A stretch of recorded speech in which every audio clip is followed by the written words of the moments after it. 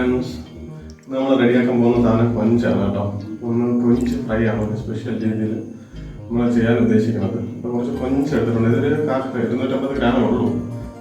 1 kilo ഒക്കെ മേടിക്കണമെന്നായിരുന്നു ഉണ്ടായിരുന്നത്. അപ്പോൾ 1 കിലോ ഒന്നും കിട്ടിയില്ല, ഒരു 1/4 കിലോ കിട്ടിയിട്ടുണ്ട്. ഒന്ന് സ്പെഷ്യൽ രീതിയിൽ ഈ കൊഞ്ച് നമ്മൾ വറുത്തെടുക്കണം. അപ്പം ഇത് കട്ട് ചെയ്യുന്നതും റെഡിയാക്കി എടുക്കുന്നതെല്ലാം പോകണം. അപ്പോൾ ഇതാണ് നമ്മുടെ കൊഞ്ച്. ഇത് നമ്മൾ ഒരു സ്പെഷ്യൽ രീതിയിൽ കട്ട് ചെയ്തെടുക്കണം. കുറഞ്ഞത് എടുത്തിട്ട് ഇതിൻ്റെ തലഭാഗം നമ്മൾ കളയുവാണ്. തലഭാഗം എന്ന് പറഞ്ഞാൽ ഇവിടെയെല്ലാം നല്ല അഴുക്ക് നിൽക്കുന്ന ഭാഗങ്ങൾ അങ്ങനെ എത്രയുന്നുണ്ട് അങ്ങനെ കളഞ്ഞെടുക്കും.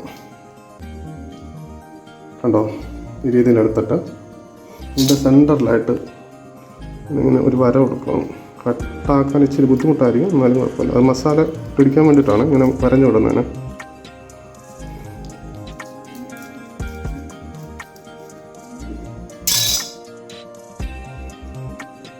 ഇത്രയുള്ള പരിപാടി. മസാല അതിനകത്ത് പിടിക്കാൻ വേണ്ടിയിട്ടാണ് അങ്ങനെ ചെയ്യുന്നത്.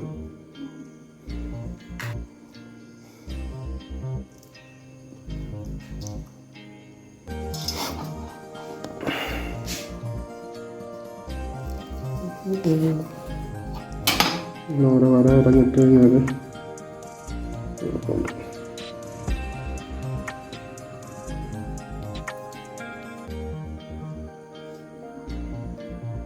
ഇച്ചിരി കൂടെ സൈസുള്ള കൊഞ്ചുണ്ടായിരുന്നെങ്കിൽ സൂപ്പറായിരുന്നു.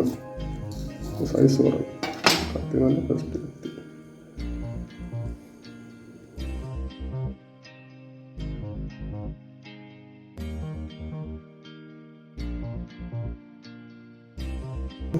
അപ്പോൾ നമ്മുടെ മീനെല്ലാം കട്ട് ചെയ്ത് റെഡിയാക്കി. അത്രേ ഉള്ളൂ, ഒരുപാടൊന്നും ഇല്ല. കഴുകി വൃത്തിയാക്കിയെടുക്കാം.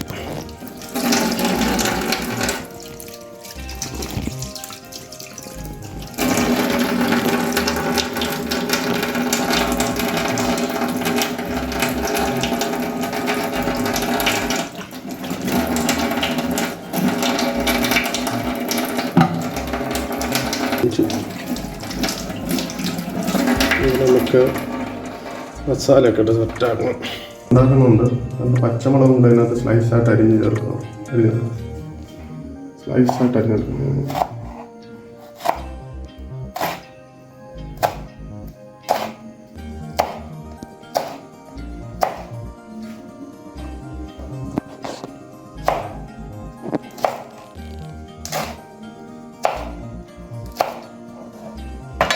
നമ്മളെ കൊഞ്ചിൻ്റെ അടുത്ത നമ്മളടുത്ത പരിപാടി മസാല സെറ്റാക്കണം.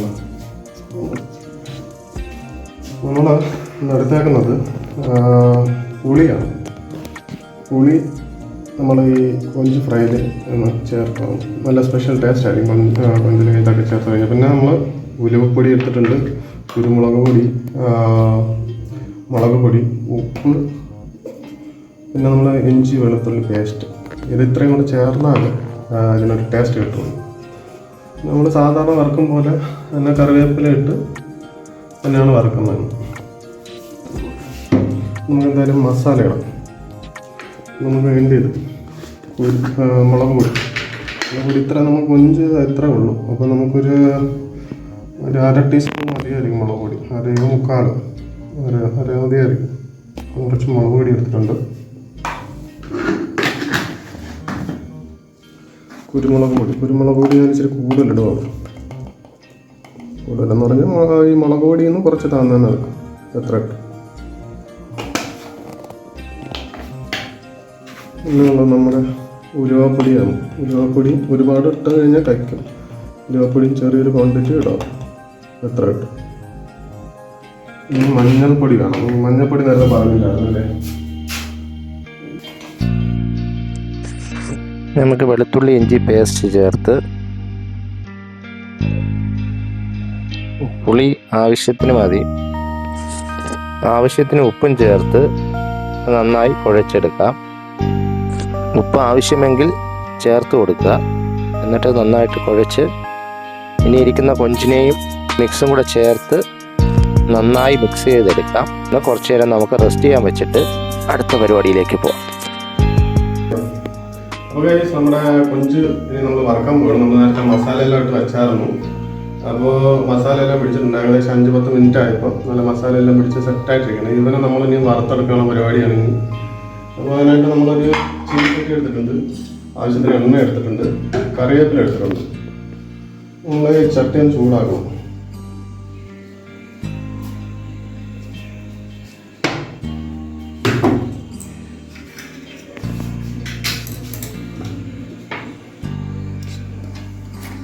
ചൂടായതിനു ശേഷം നമ്മൾ കുറച്ച് എണ്ണ ഒഴിച്ചു.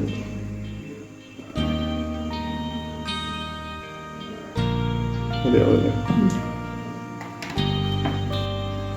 ചെറുതായിട്ടൊന്ന് ചൂടാകുമ്പോഴത്തേക്കും നമ്മൾ കറിവേപ്പില അതിലോട്ടിട്ട് കൊടുക്കണം.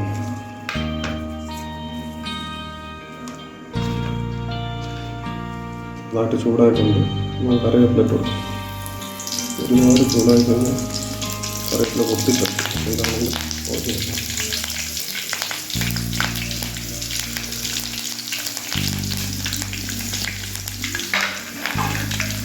ഒരുപാട് അങ്ങ് കൊടുത്തുണ്ടായ എണ്ണ കുറയ്ക്കും, കുറച്ച് പിടിച്ചായിട്ട്.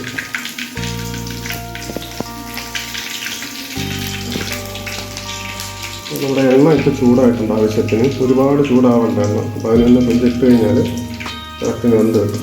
നമ്മൾ ഒരു കൊഞ്ച് അതിലോട്ട് ആഡ് ചെയ്ത് കൊടുക്കുകയാണ്.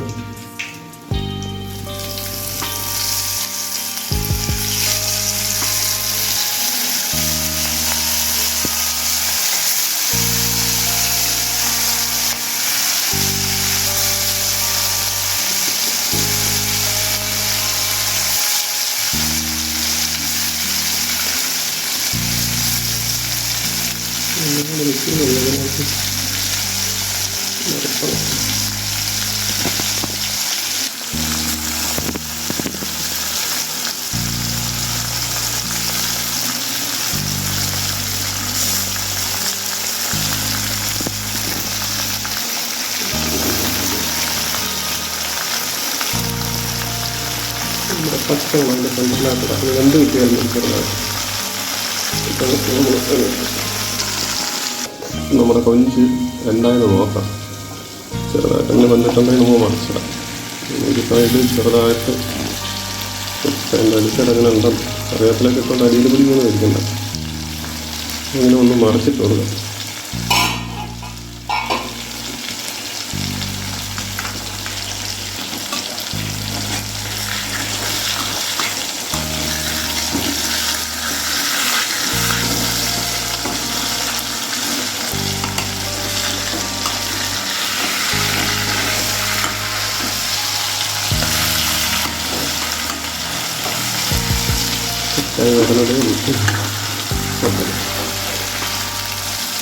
മറിച്ചിട്ട് സെറ്റാക്കണം.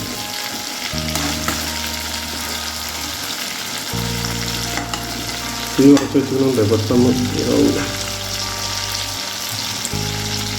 ഈ സൈഡ് ഏകദേശം മൊരിഞ്ഞ് കഴിഞ്ഞു.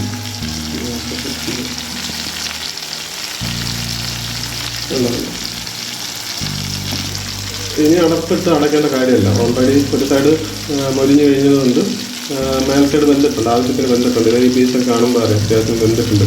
പിന്നെ ഇതിന് ഒന്നുകൂടെ എണ്ണയിലിട്ട് ഒരു കുറച്ച് സമയം കൂടെ കിടക്കുമ്പോഴത്തേനും ഫ്രൈ ആവുമോ.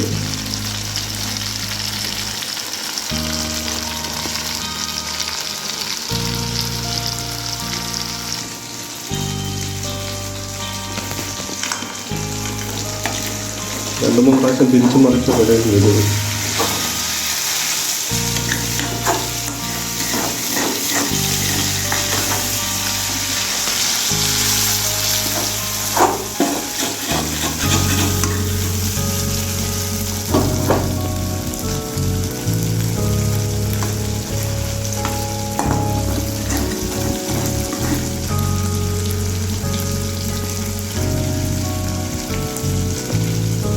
നന്നായിട്ട് വെന്ത് കേട്ടാണ്ട് പീസെല്ലാം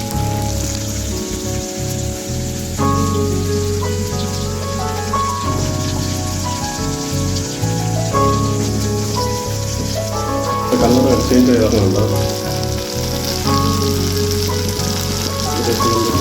ശകലം കൂടെ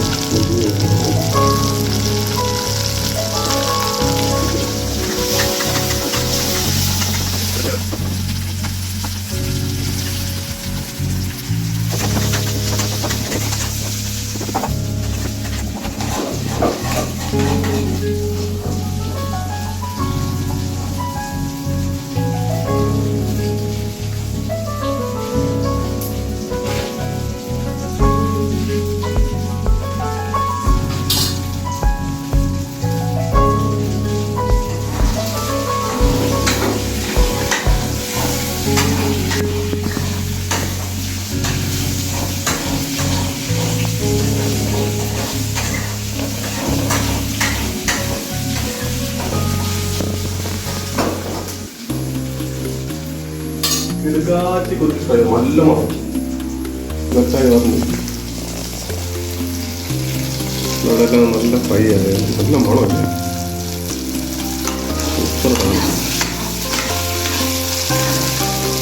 super മണമല്ലേ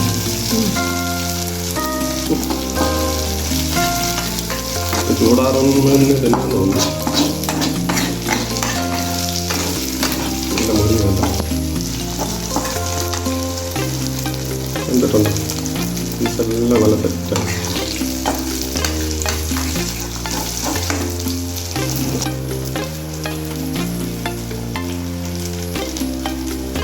Wait a few minutes.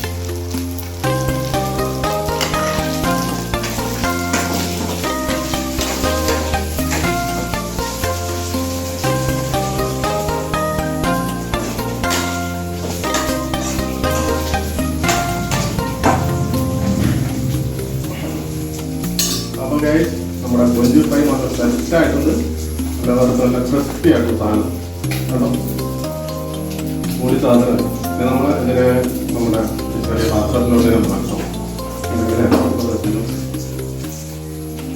ഇനി നമ്മൾ ഗ്യാസ് ഓഫ് ചെയ്തിട്ട് സർവ് ചെയ്യുന്നു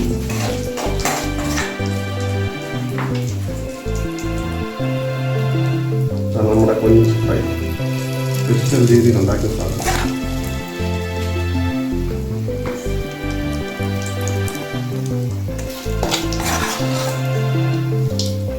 മണമാണ് ഇതാണ് കേട്ടോ ഇതൊക്കെ ഒന്നും കഴിയുമോ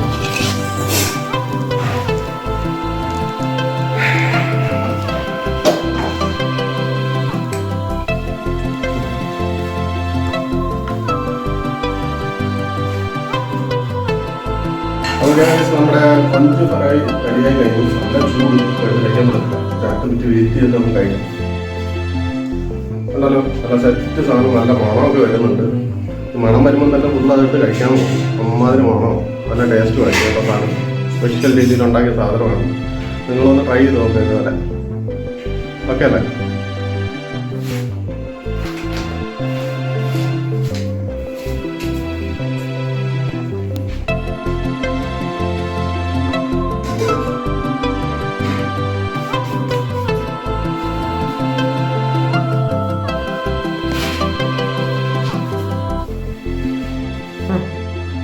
കൊഞ്ച് ഫ്രൈ കഴിക്കാൻ പോകും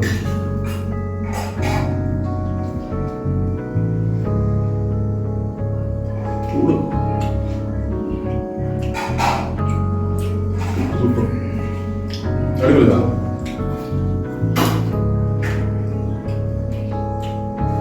സൂപ്പർ പൊളി സാധനം ഇതുപോലെ കൊഞ്ച് വറുത്ത് കഴിക്കും അതാണ് തെറ്റല്ലേ